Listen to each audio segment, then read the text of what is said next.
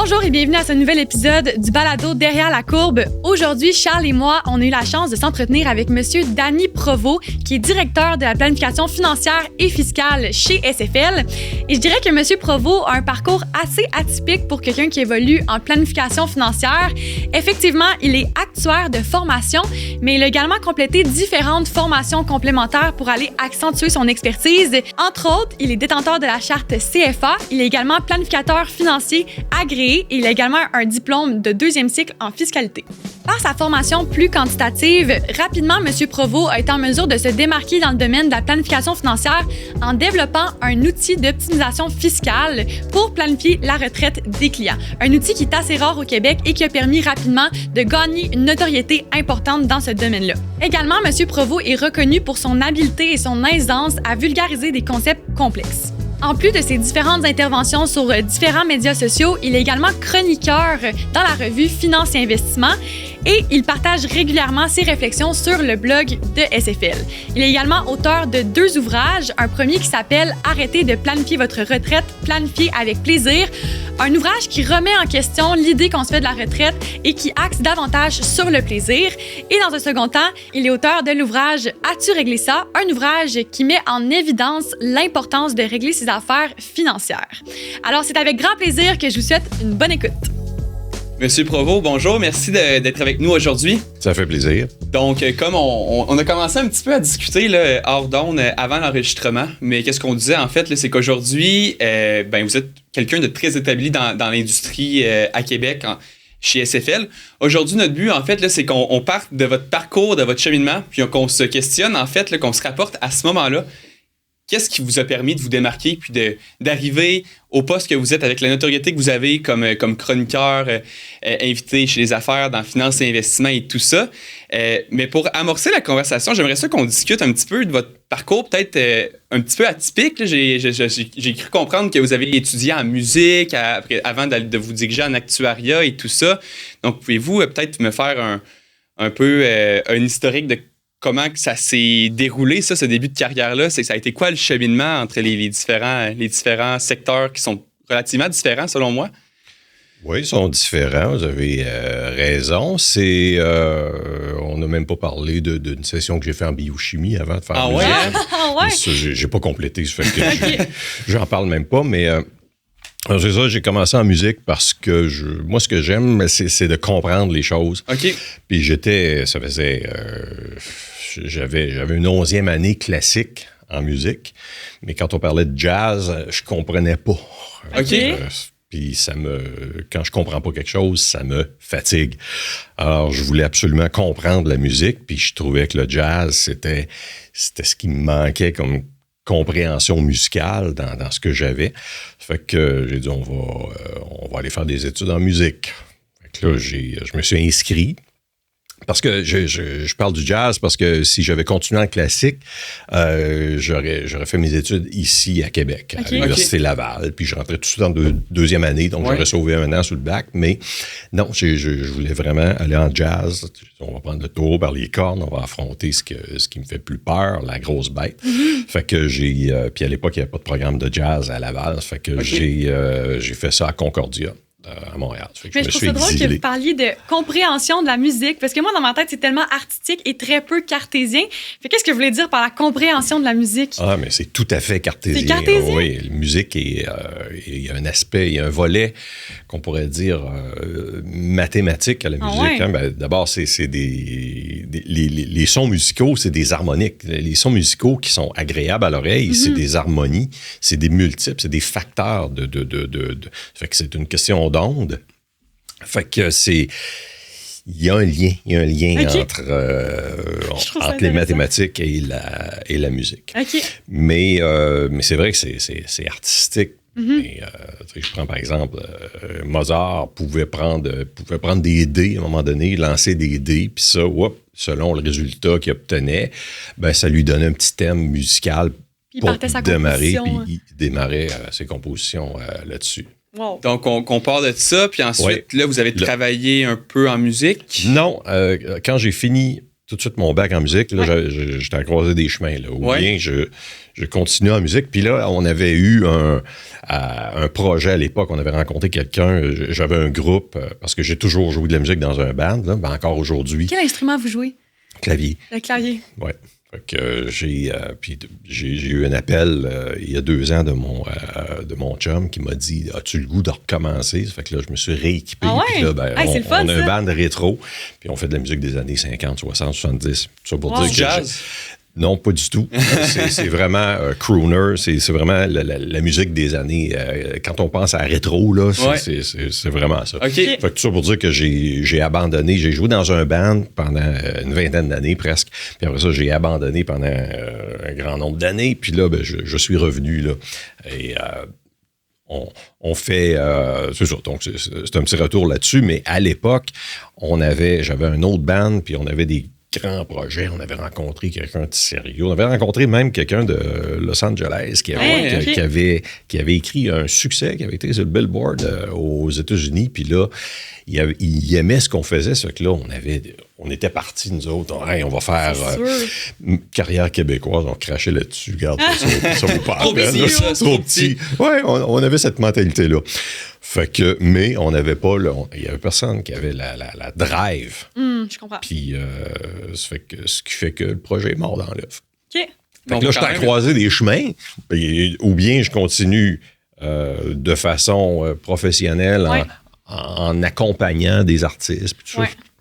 Ou bien je deviens enseignant en musique. Là. Fait que, j'aurais pu continuer maîtrise, doctorat, mais ça me j'avais compris ce que j'avais à comprendre. Je comprends. Fait que ça m'attirait plus. Fait que là, j'ai dit, on va se trouver quelque chose de sérieux. Fait que moi, j'ai toujours aimé beaucoup les sciences. Fait que j'ai fait, sur ma demande d'admission à l'Université Laval, j'avais écrit nutrition à l'époque. Je pense que ça s'appelait diététique. Okay. Là, le programme a changé de nom, mais c'est la même chose. Aujourd'hui, c'est nutrition. Puis là, 2 minutes avant non, je fasse ça, puis actuariat. Ah ouais, hein? Sur un coup de tête, quasiment, on dirait. Sur un coup de tête, c'est ça. Ouais. Mets ça dans l'enveloppe, on envoie ça. Fait que là, j'ai dit, au moins, ça va me donner perspective d'emploi plus intéressante, peut-être, en tout cas, à l'époque, que nutrition pouvait me donner. Ouais, à ce moment-là, c'était-tu la finance ou c'était dans le sens que, tu sais, l'actuariat vous a mené éventuellement vers CFA, vers une carrière plus en planification financière. Est-ce qu'à ce moment-là, c'était ça le but ou c'était on suit la vague? Non, c'était je vais aller faire un bac en actuariat puis on verra les possibilités que ça donne. Okay. Maintenant, quand je suis sorti, malheureusement, je suis sorti, si vous parlez des gens qui ont terminé autour de 1991, là, 90, 91, le marché du travail, là, c'était resserré puis j'ai pas trouvé de travail en actuariat. En fait, c'est ça. Concours de circonstances. Puis, ça fait que finalement, j'ai commencé à vendre de l'assurance à ce moment-là. Ah ouais? J'ai dit, on va rester dans le domaine. Oui, c'est ça, toucher un petit peu. Oui, mais j'ai pas choisi la compagnie la plus facile. OK. C'était du porte-à-porte. Ça existe encore, une compagnie qui s'appelle Combine. OK. Et c'était du porte-à-porte, de l'assurance accident-maladie. C'était la dure école. Par contre, quand on passe à travers cette école-là, je suis quand même resté là 4 ans. J'ai enseigné pendant 1 an. Aussi? Okay. Mais je suis resté dans cette compagnie-là pendant 4 ans. Quand on sort de là vivant, ben, il n'y a plus rien qui nous fait peur. Tu sais. Non, j'en doute pas. Après ça, ben, si tu as du cold call à faire comme représentant. La prospection, ben, ça fait plus peur. Que ce soit le président des États-Unis à l'autre bout de la ligne, je m'en fous. Là, fait que c'était une dure école. Je mentirais de dire que j'ai aimé cette période-là de ma vie, mais j'avais pas le choix. J'étais marié, j'avais des enfants, j'avais des obligations. Absolument. Fallait absolument. Fait que j'étais là, puis je me disais, je vais être là en attendant. Puis finalement, en attendant, a duré 4 ans parce que je voulais travailler à la banque. J'avais donné mon nom comme conseiller à la Banque Laurentienne à l'époque. Puis on m'avait dit, il n'y a pas de place à Québec, il n'y a pas de place à Québec. OK, à un moment donné, après, je me souviens pas, 1 an et demi, 2 ans, là, j'ai dit, y aurait-tu de la place ailleurs? Fait ils m'ont dit qu'il y aurait une place à Sorel. Oh, là, mon ex-conjointe, la mère de mes premiers enfants, était encore étudiante à l'époque. OK. Fait que là, Sorel, ouais. il n'y avait pas d'université à Sorel. Là. Non, qu'est-ce qu'on fait? Si on déménage à Sorel, plus proche, fait que finalement, je suis déménagé dans le fond de la campagne à Saint-Zéphirin de Courval. Là. C'est pas très loin de Drummondville. Mais on s'est posté entre où je travaillais à Sorel, parce que finalement, j'ai décidé de prendre l'emploi. Donc, Sorel et l'Université du Québec à Trois-Rivières. Fait qu'on était entre les deux. Chacun une demi-heure à faire pour... Mais fait que c'est ça. C'était une période où ça brassait pas mal, mais tu sais, quand t'as pas le choix... quand il faut que tu travailles, tu prends ce qui passe. Puis, exact. Mais j'étais plus dans un environnement que j'aimais, là, dans ce contexte-là, à la Banque Laurentienne. Mais ça me travaillait dans la tête. J'avais toujours l'idée de monter, comment on fait pour monter dans cette organisation-là. Ça fait que je m'étais réinscrit à l'université en management, en maîtrise en management. Et là, j'ai fait des allers-retours à Québec, là, de Saint-Zéphirin à l'Université Laval. Oui, ça n'existait pas, les formations à distance dans ce temps-là. Non, ça n'existait pas. Non, on était en 1995, là. Fait qu'il n'y avait pas... on était au début, là, Donc, j'ai voyagé, puis lorsque je suis revenu... à la banque, je devrais dire, lorsque je suis revenu, c'est que j'ai fait un certain temps, j'ai fait comme une année à la banque, mais là, j'avais rencontré quelqu'un d'autre qui était un entrepreneur, puis qui était complètement dans un autre domaine. Fait que là, je suis allé chercher ma licence de couvreur. Fait que complètement un autre domaine. Ça me fascine de voir toutes les différentes facettes. Moi, je suis quelqu'un de curieux. Ah, 100%, mais... on l'a compris assez vite, là. Fait que là, donc, ça m'a permis de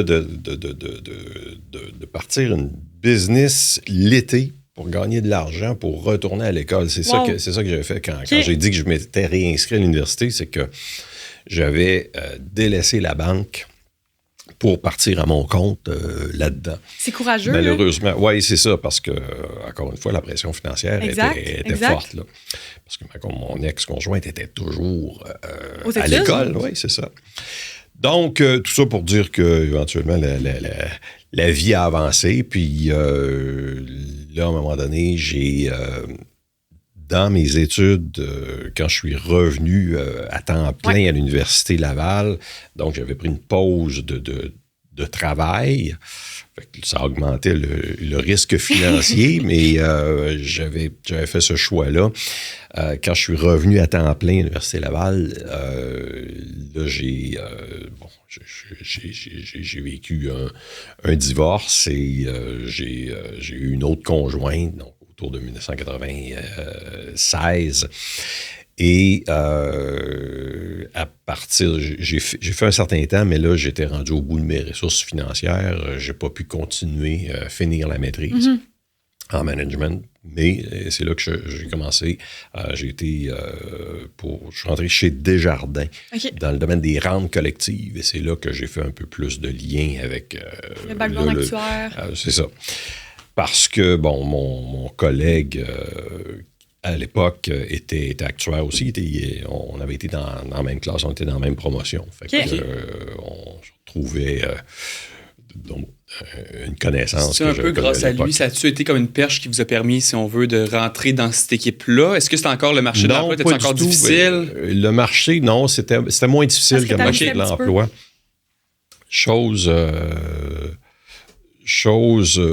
Petite anecdote, lorsque le poste s'est ouvert, c'était un poste de conseiller en rente collective à l'époque. J'avais un autre collègue, un confrère de classe, qui, lui, avait été embauché chez Desjardins à l'époque. À ma place, on avait fait une entrevue, puis on était les deux en finale. Il avait pris l'autre. Et c'est drôle parce que dans ce poste-là, il a appliqué lui aussi. Puis là, c'est moi qui l'ai le contraire. Oui, exact. Puis Desjardins m'avait dit... il m'avait fait venir lorsqu'il m'avait parce qu'il avait décliné ma candidature, il m'avait fait venir pour m'expliquer pourquoi il ne m'avait pas pris, parce qu'ils m'ont dit, c'est toi qui étais notre choix numéro 1, mais on va t'expliquer que on a peur de ton instabilité. On a vu, parce que justement, avec ce que je viens de vous dire, là, je comprends, mais... Ils ont eu peur que je rentre là, puis que je reste 6 mois, 1 an, puis qu'ils mettent des efforts pour rien. Fait qu'ils avaient refusé de m'engager à cause de ça. Ils avaient peur que je décide à un moment donné de quitter trop rapidement. Entre ce poste-là puis la sortie du bac en actuariat, on parle d'environ peut-être on est 10 ans environ? Non, moins que ça. Parce que moins là, que ça? Là, on est en 98 et OK. On n'est pas loin, 8 ans. 8 ans environ? Ouais. Puis la première tentative, c'était combien de temps environ, mettons, avant la tentative qui a fonctionné? C'était tout de suite à la sortie. OK. Fait que c'était tout de suite en 91, 90, 91. Ça.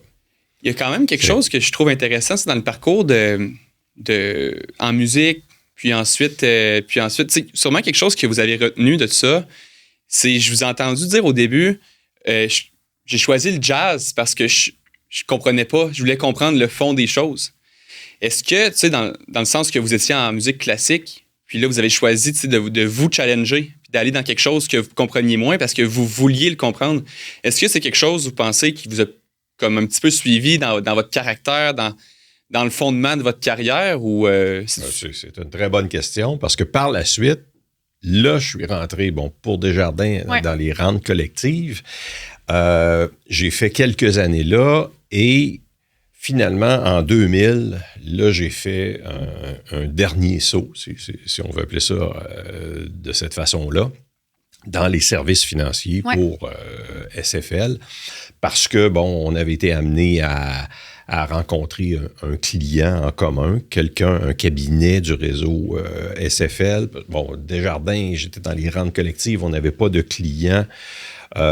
C'est-à-dire qu'on n'était pas en mesure, comme assureur, de desservir des besoins individuels, des besoins très spécifiques des clients. Exemple, faire une planification de retraite pour 600 employés, c'est pas le rôle du fournisseur de services. Exact. Fait qu'on avait trouvé un cabinet. Puis lors de ces rencontres-là, on avait discuté. Puis il m'avait offert un poste. Et il m'a dit, pense à ça. On était au mois de mars. Okay. J'ai dit, oui, je pense à ça. Je te reviens. Au mois de septembre, j'ai dit, OK, je fonce. Fait que ça, c'était en 2000. Nouveau défi. Et puis là, quand je suis arrivé vraiment dans ce dernier step-là, fait que je réponds à votre question finalement, quand je suis arrivé à cette étape-là, là, il y a différents éléments qui m'ont fait prendre conscience que j'avais des faiblesses en termes de connaissances. J'avais un bac en actuariat, mais à la fin du monde, quand on fait de la planification financière, là, ça s'applique un petit peu moins. Il y a des choses qu'on connaît, mais un paquet de choses qu'on ne connaît pas. On connaît surtout un paquet de choses qu'on ne connaît pas. Ouais. Fait que là, à la suite de ça, j'ai décidé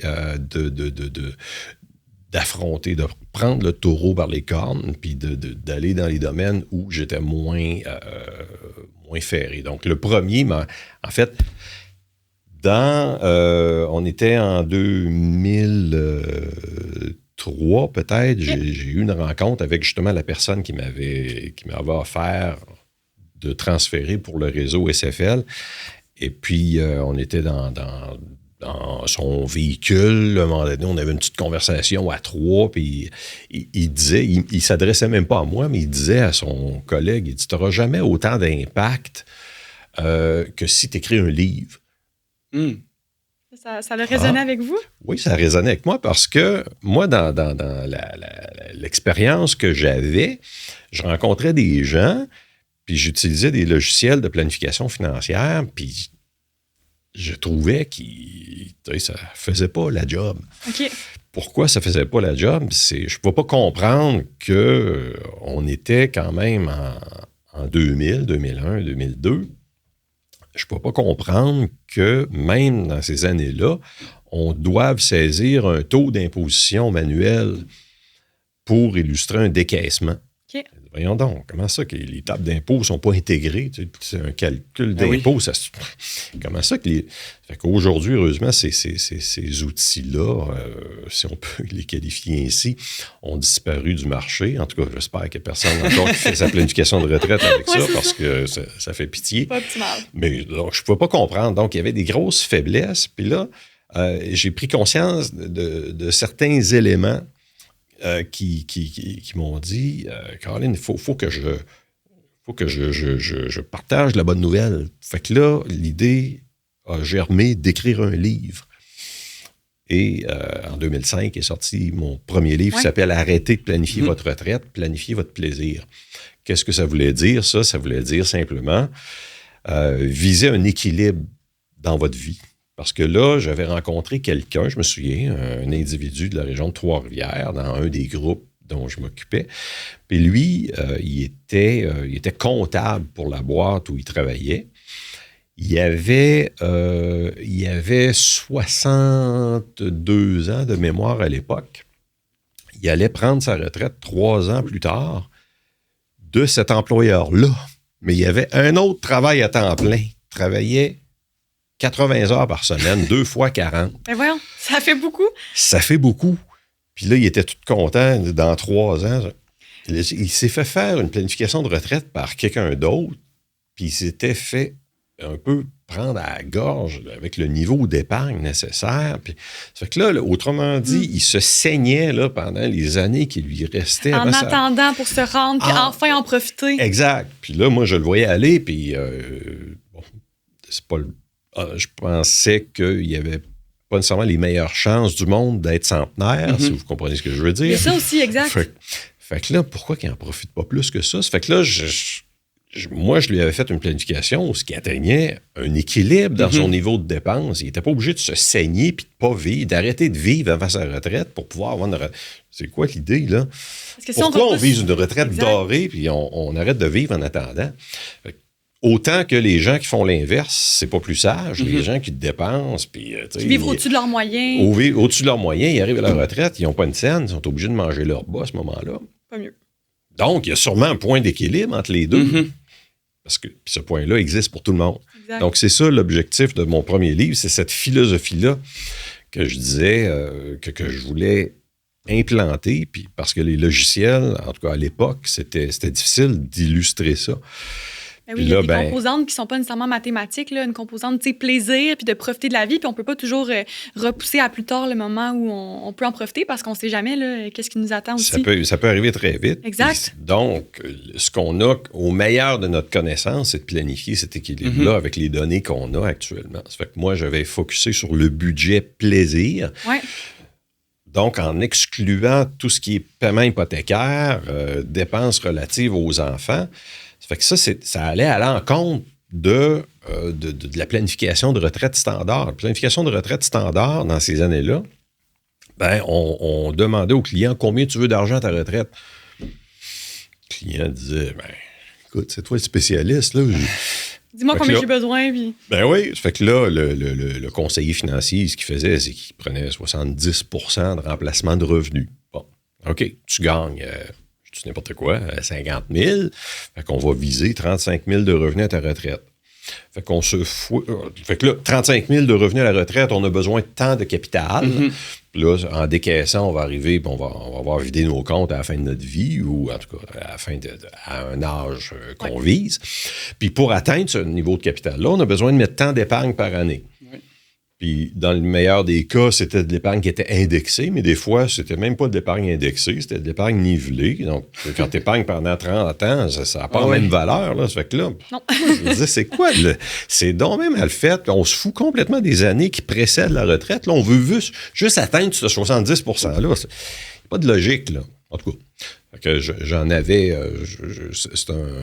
mon livre, il y a un chapitre qui s'appelle le Derby de démolition, là, parce que je rentre dans cette approche-là assez violemment pour la démolir.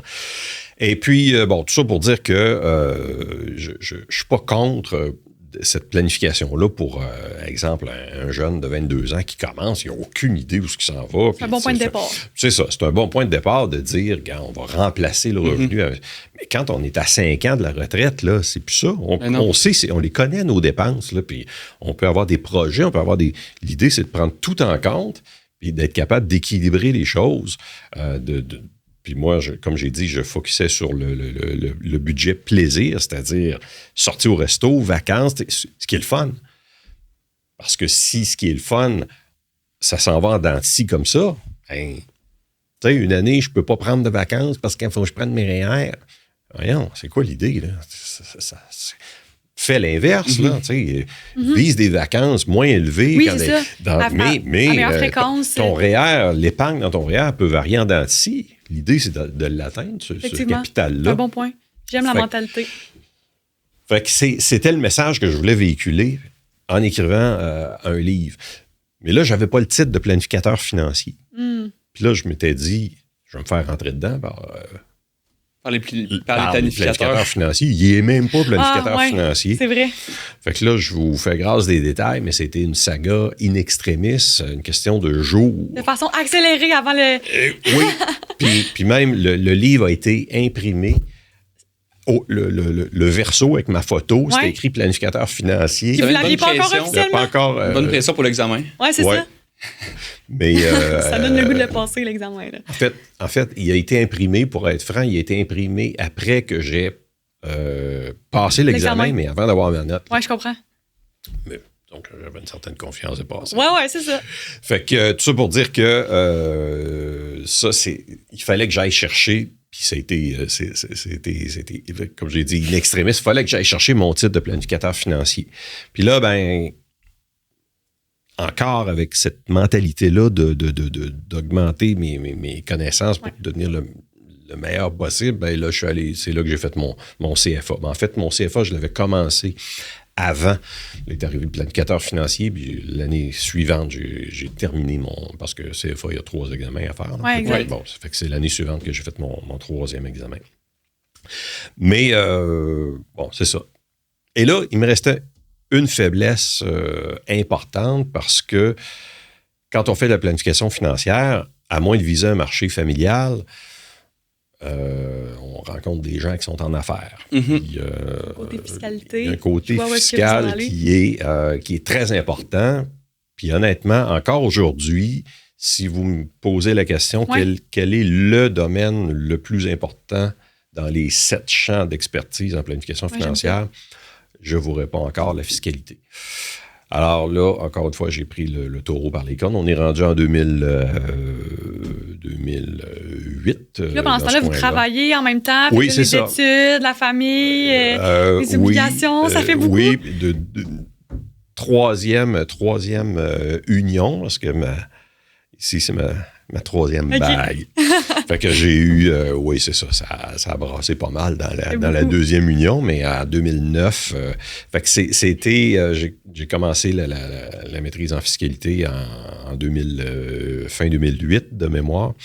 Puis, là, j'ai pas fait mon essai. Là. Fait que j'ai le diplôme de 2e cycle, mais là, il faudrait bien que je finisse mon essai. Vous allez chercher les connaissances que vous vouliez. Fait que c'est ça. Ça fait que là, il y a moins d'urgence. Là. Mais tout ça pour dire que, c'est ça, j'avais une faiblesse du côté fiscal pour être capable de vraiment conseiller les gens du mieux que je pouvais. Mais en parallèle à ça, je construisais des outils de calcul aussi qui, reflétaient ma philosophie, mon approche d'équilibre. Là. Fait que on regarde le budget, puis on commence à planifier aujourd'hui. On commence pas à mettre de l'argent de côté aujourd'hui pour décaisser dans 30 ans. Là. On commence à regarder le budget à partir de cette année. Puis quand on est en surplus, on en met de côté, on prend des bouchées doubles, puis quand on a des engagements financiers, puis qu'on a moins de lousse un petit peu, là, on va... Faut garder une stabilité au final. Exact. Fait que je faisais je montais des outils Excel. En VBA? Oui, c'est ça. Excel et VBA pour être capable d'illustrer ce que je voulais illustrer. Mais pour ça, j'avais besoin de connaissances en fiscalité qui étaient en fait, pour les il y avait certains éléments que j'étais capable parce que j'avais des outils qui étaient quand même assez complets avant que je fasse mes études en fiscalité, mais ça m'a permis de peaufiner mes outils de calcul. Et là, aujourd'hui, dans le centre financier, on a un principal outil de calcul qui est le résultat de toutes Combien ces années-là. d'années de travail, oui, avant d'arriver à un résultat?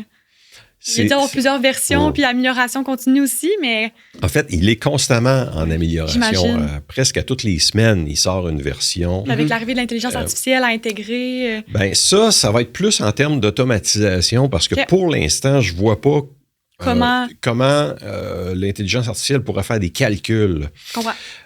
Par contre, l'intelligence artificielle va nous aider à automatiser les choses. Ouais. Mais on n'est pas... En tout cas, je ne vois pas avec la complexité comment on pourrait améliorer les choses en termes de calcul. Parce qu'actuellement, notre outil de calcul, il y a deux choses qui me drivent, qui m'ont toujours drivé depuis le début. C'est de montrer un portrait réaliste. La vraie vie, entre guillemets, là, c'est quoi? Donc, pour montrer un portrait réaliste, il faut être précis au niveau des calculs fiscaux. Ouais. C'est sûr que ça ne se passera pas comme on illustre. On fait des projections sur 50 ans. Ça ne se passera pas comme ça, mais à court terme, la plus grande probabilité que ça se passe, c'est... Bon, en termes de rendement, là, c'est sûr que les marchés, ça se promène comme ça. Il faut être conservateur, j'imagine, dans les projections aussi pour s'assurer de... C'est ça, il y a des normes à respecter exact. De l'Institut de planification financière, puis on peut faire des stress tests pour voir si jamais ça se passe pas bien, comment... C'est quoi le worst case scénario? Exact. Donc, tout ça pour dire que ce qui me drive, comme je disais tantôt, là, c'est le réalisme de ce qu'on projette. C'est pour ça que je suis allé assez loin dans notre outil de calcul en termes de réalité fiscale québécoise. Là. Les prestations pour enfants sont illustrées, même des crédits remboursables, pour être capable de montrer c'est quoi la vraie vie, le dans plus son possible. Ensemble. Fait que ça, c'est le premier grand axe qui m'attire. Le deuxième, c'est améliorer la situation. Puis améliorer la situation, là, on parle d'optimisation. Comment on optimise? Bien là, on peut avoir un débat qui pourrait durer assez longtemps là-dessus, mais ce que j'ai fait, c'est que j'ai connecté mon modèle Excel après un outil d'optimisation mathématique. Donc ici, c'est un outil qui est programmé par des compagnies qui ne font que ça, c'est ça.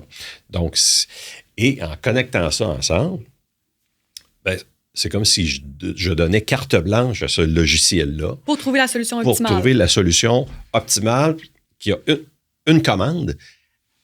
À la fin de la vie, exemple à 95 ans, je veux que les héritiers soient le plus riches possible. C'est la seule commande, fais ce que tu veux, tu as des REER, des CELI, une compagnie, dividendes déterminés, CDC, fais ce que tu veux, regarde. Ça fait beaucoup de variables à prendre en considération. Ça fait énormément de variables. D'ailleurs, ce qu'on utilise comme modèle, il va jusqu'à 5000 variables possibles, simultanées. Wow. Jusqu'à 1000 contraintes en plus des 5000 variables. Ça me fascine. Donc, quand on laisse calculer notre outil, puis on pèse sur la machine, puis on le laisse calculer pendant 3 jours. C'est ça, je voulais savoir. Okay, 3 jours de temps. Le côté programmation en toi. Oui, c'est ça, exact. Mais 3 jours. 3 jours, malheureusement, il n'y a pas de solution mathématique. Hein?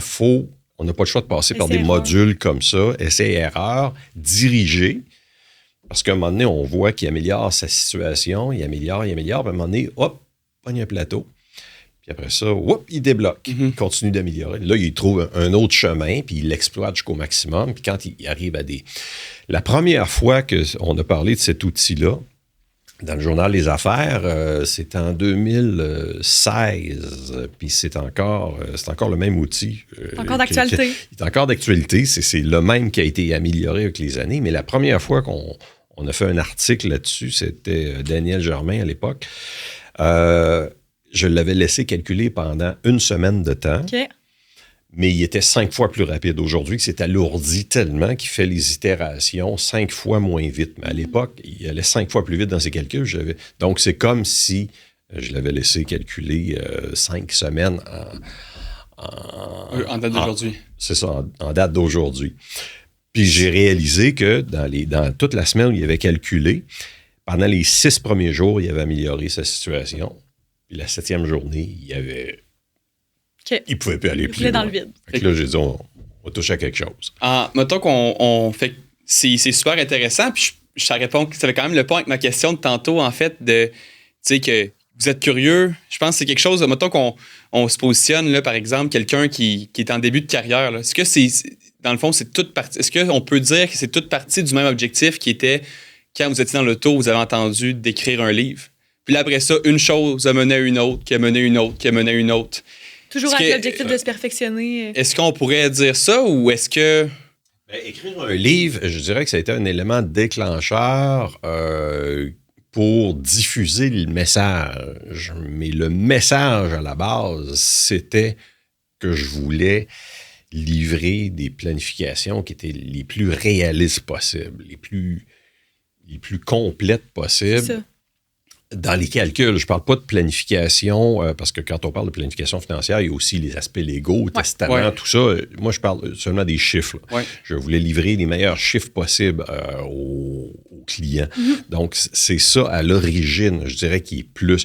Le livre, c'était une étape importante, mais c'est un véhicule. C'était pas un objectif en soi. Puis en passant, c'est grâce au livre, là, après ça, si j'ai eu des contacts avec les médias, c'est ça. Puis là, ça m'a permis d'écrire dans diverses publications. Là. Parce que dans le fond, qu'est-ce qu'on peut en retenir au final? C'est la curiosité qui vous a... Dans le fond, c'est sûrement plus qu'une personne, plus que vous, qui était planificateur ou dans l'industrie de la planification financière à cette époque-là, qui trouvait que peut-être que les choses, comment qui étaient faites actuellement, c'était pas la meilleure façon. Mais vous avez comme eu... Saisi l'opportunité, puis vous avez comme eu la drive, si on veut, de se dire, le statu quo, je suis comme semi-d'accord avec comment que ça se fait, comment que je peux changer ce statu quo-là, puis prendre la situation à mon avantage, puis développer des façons qui vont me permettre de me démarquer des autres. Donc... Mon objectif, c'était pas de me démarquer des autres, c'était je voulais juste donner le meilleur produit possible aux clients. OK. Fait que c'était le fait de se démarquer, c'est un corollaire de ça, mais c'est venu, c'est ça. C'était pas mon objectif de me démarquer au départ. Là. C'était vraiment de donner ce que je considérais comme étant une planification plus logique, plus meilleure. C'était le souci de l'excellence, dans le fond. Fait que c'était comme un petit peu, tantôt en musique, on parlait d'aller se diversifier pour mieux comprendre, puis j'en conclus, tantôt, qu'est-ce que vous me disiez, c'est que vous étiez fait approcher par quelqu'un de Los Angeles et tout ça, sûrement que vous aviez quand même réussi à aller assez loin dans le jazz, ou je sais pas si c'était un groupe de jazz à ce moment-là, mais dans la musique, à tout le moins, vous étiez allé assez loin pour que vous fassiez approcher, fait je trouve qu'il y a quand même un beau lien à faire dans le sens que vous prenez une situation, vous voulez aller plus loin dedans, puis quand vous plongez dedans, vous ne plongez pas à 50%, vous plongez à 100% pour aller au fond de la chose.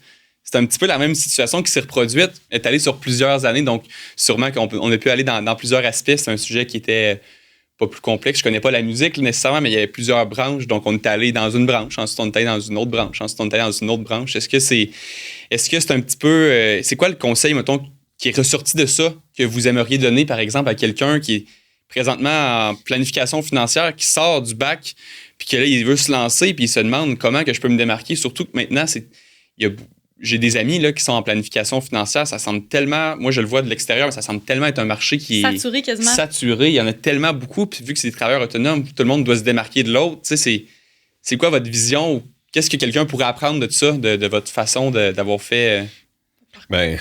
Moi, je dirais que de vouloir de ne pas se contenter de ce qui existe nécessairement si ça ne nous satisfait pas à 100%.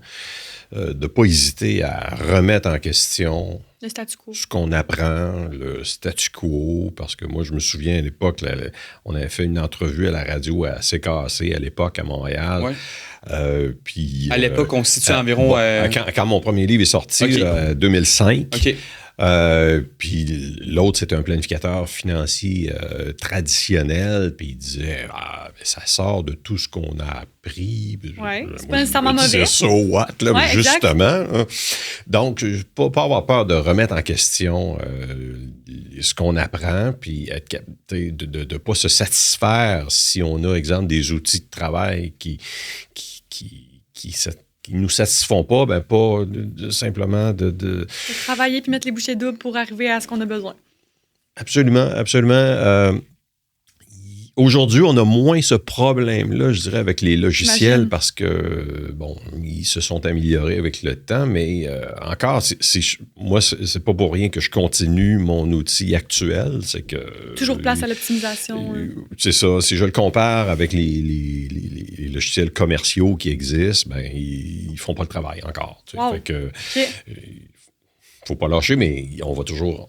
Moi, mon objectif, c'est qu'on reste toujours en avant de la parade, parce que si on se fait rattraper par ces logiciels-là, ben là, plus notre raison d'être. Ça fait que moi, j'essaie d'intégrer des concepts qui nous sont propres, des concepts de produits, etc. Donc, pour être capable de montrer un portrait réaliste de la situation, malheureusement, ce que les logiciels commerciaux ne sont pas capables de faire.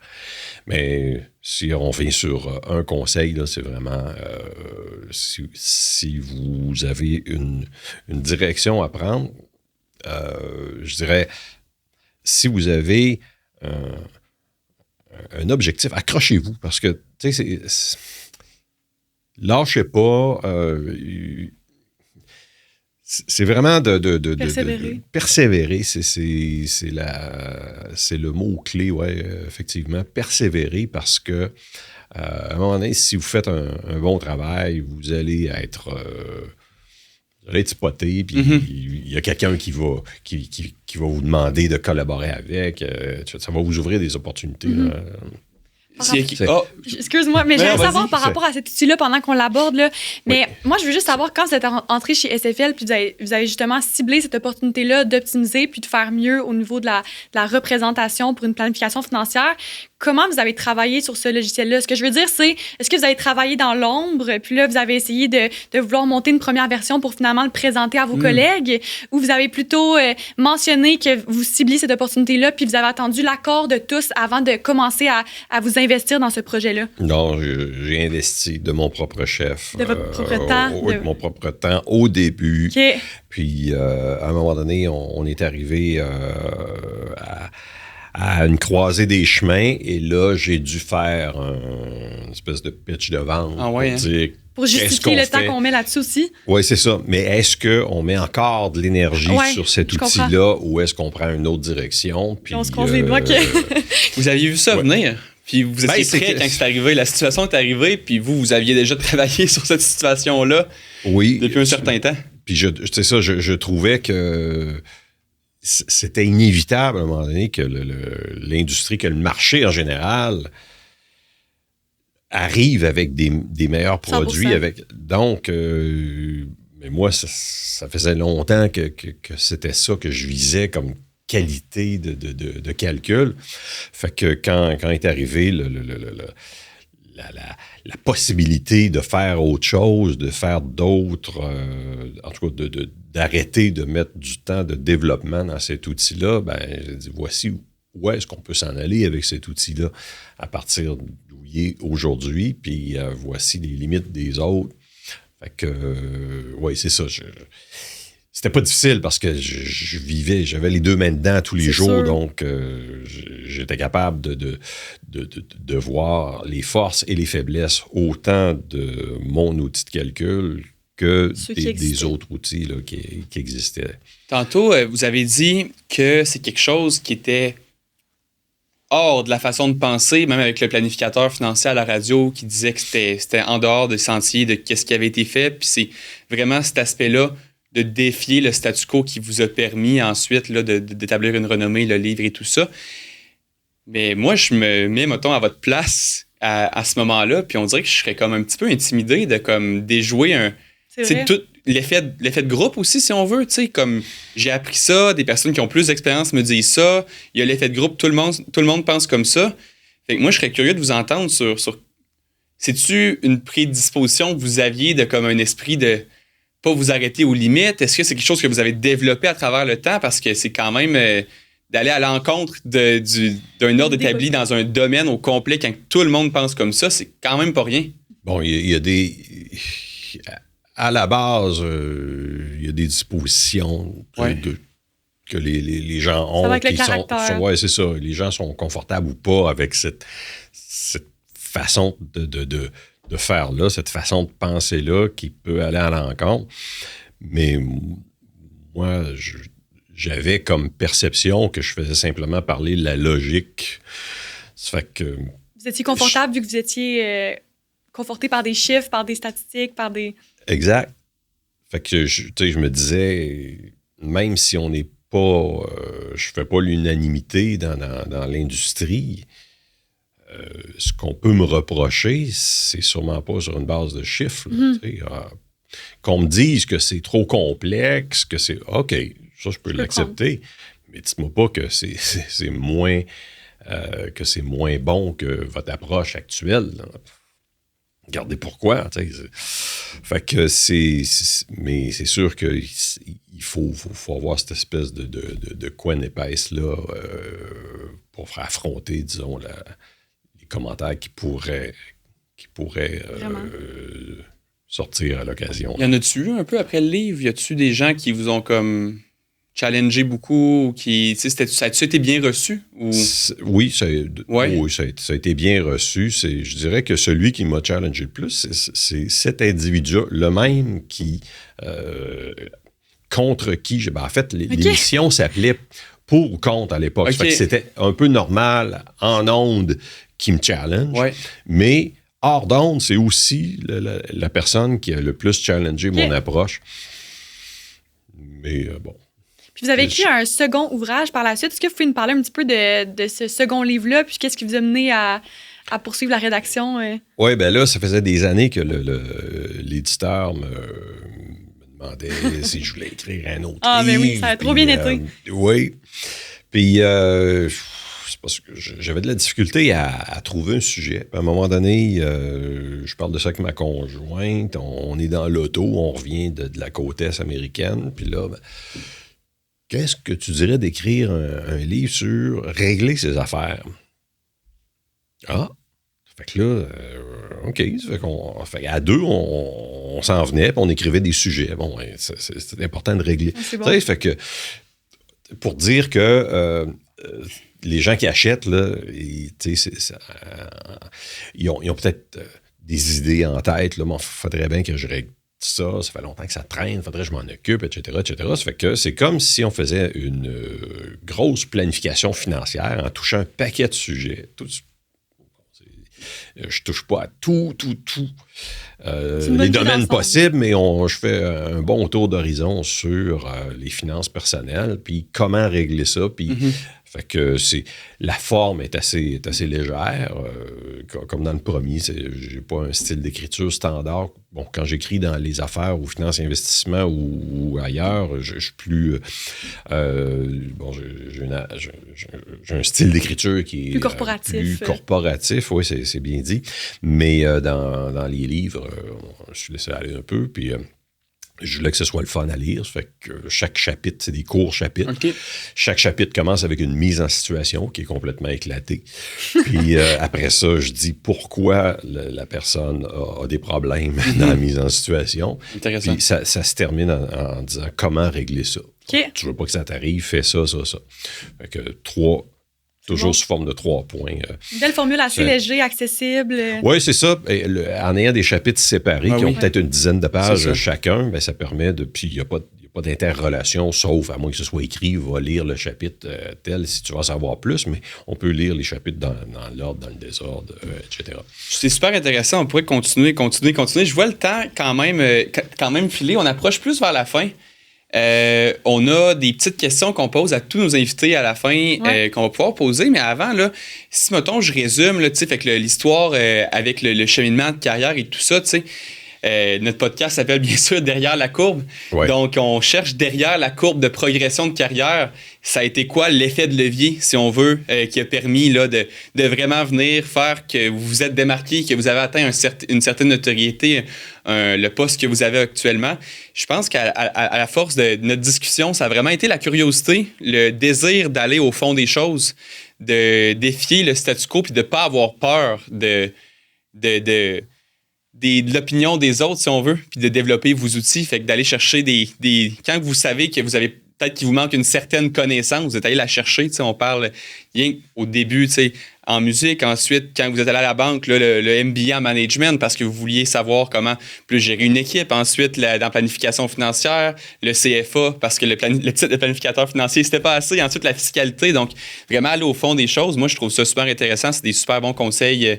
Puis, je pense que tout le monde qui va écouter le balado, ça va être super intéressant. Je laisserai peut-être Charlie avec les petites questions, oui? Petite question de la fin, plus Ouais, éclair, formule plus ludique. Ouais. Si vous aviez en une phrase un conseil à donner aux jeunes professionnels, ça serait quoi? On l'a mentionné beaucoup, peut-être que ça va être difficile de le résumer en une phrase, mais quand même.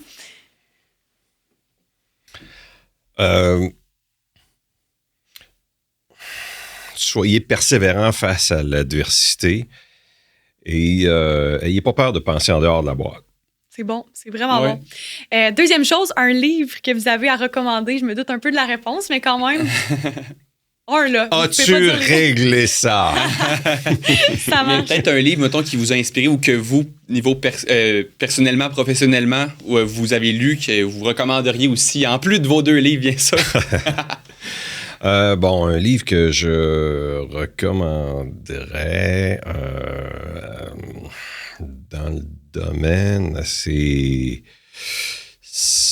Dans le domaine où que vous, ça peut être aussi... Développement personnel. Oui, ça peut vraiment... un livre leadership. que vous avez lu, que vous sentez qu'il y a beaucoup apporté. Hein.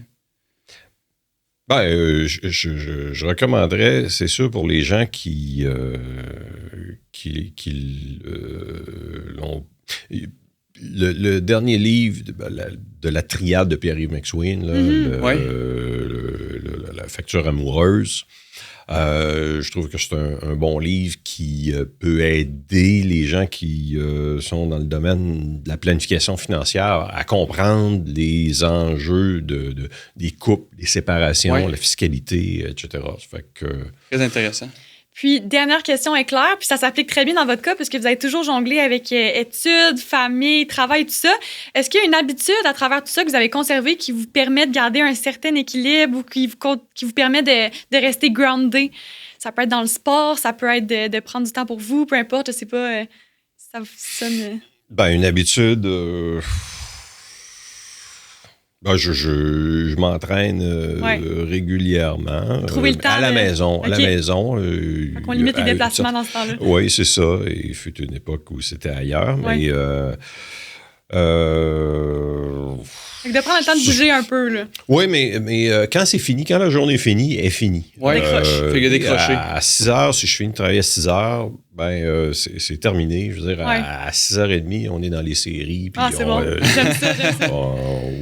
on peut aller prendre une marche à l'occasion, mais quand on décroche, on décroche. Fait que les fins de semaine, puis... c'est sacré. Le soir, là, je dérange-moi pas avec le travail là, parce que j'ai autre chose. Oui, j'aime ça. Parfait. C'était vraiment un plaisir de s'entretenir avec vous. Je vous remercie pour votre temps. C'était un plaisir de mon côté aussi. Bon, merci beaucoup. Merci à vous.